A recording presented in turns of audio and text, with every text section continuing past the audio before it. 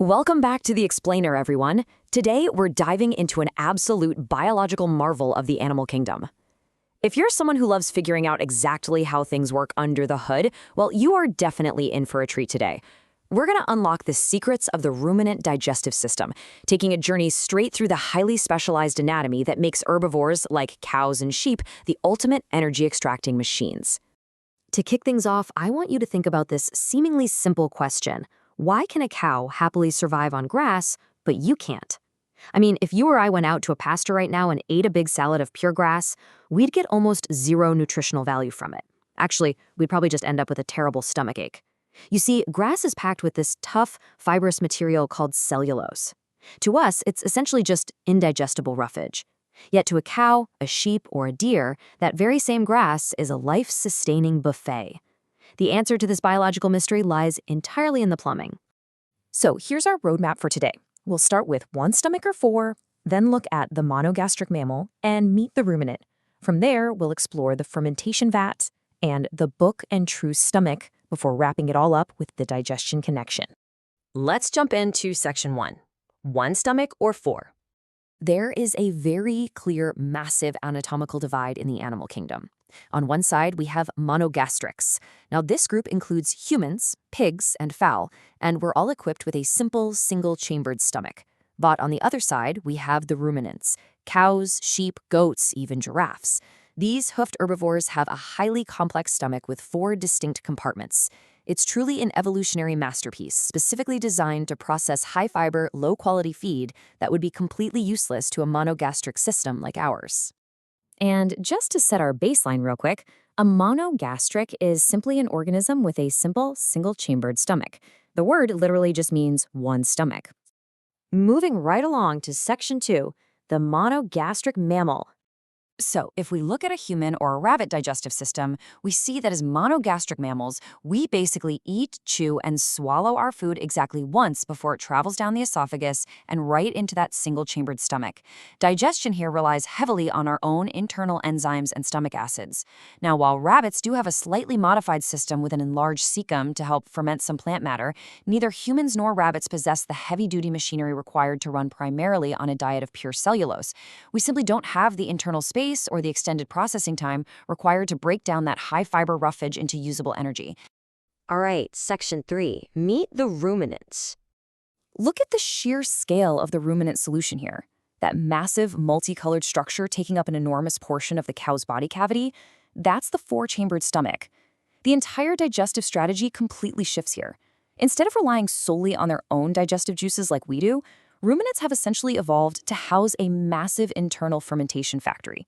They provide this perfect, warm, oxygen-free environment, and in return, trillions of microscopic organisms do the heavy lifting of breaking down that tough grass. A blade of grass swallowed by a cow doesn't just drop into a vat of acid. It's much more complex than that. It has to pass through 4 structured biological checkpoints. First, it enters the reticulum and rumen. Second, it gets sent back up for regurgitation, which we commonly call chewing cud. Third, it squeezes into the omasum. And fourth, it finally arrives at the abomasum. Let's walk the factory floor and see exactly what happens at each step. Section 4, the fermentation vat.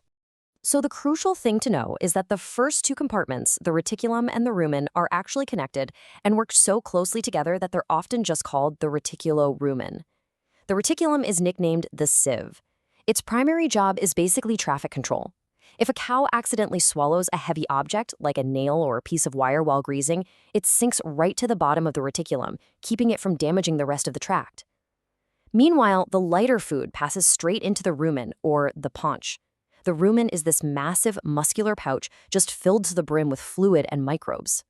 It's lined with these tiny, finger-like projections called papilla that absorb volatile fatty acids right into the animal's bloodstream. And guys, this is actually where the cow gets the vast majority of its energy. But look, grass is stubborn, and one chew just isn't enough. This brings us to rumination. This is the process of bringing a bolus of feed, the cud, from the reticulum all the way back up the esophagus to the mouth to be chewed all over again.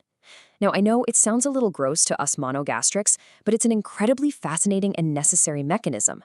By regurgitating and rechewing the food, the ruminant mechanically breaks down those forage particles, massively increasing the surface area for the microbes to attack. Plus, all that extra chewing stimulates the production of gallons of saliva, which acts as a really crucial buffer to maintain a healthy pH level in the rumen. Which brings us to Section 5, the book and true stomach. The third stop on our tour is the omasum. This compartment is a bit smaller, but visually, it is totally unforgettable. It's nicknamed the book or the leaf stomach because its interior is packed with dozens of folded muscular sheets that look exactly like the pages of a book. But why all these folds? It's all about surface area. The fermentation process in the rumen requires a massive amount of fluid, but the animal can't afford to lose all that water by sending it further down the digestive tract. So, the digesta gets squeezed between the pages of the omasum, which reabsorbs excess water and essentially prevents the animal from becoming dehydrated. Pretty clever, right? Finally, the journey brings us to the abomasum. And honestly, this is the aha moment of ruminant digestion.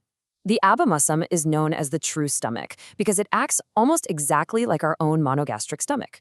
It secretes hydrochloric acid and a powerful enzyme called pepsin. This highly acidic environment does two absolutely critical things.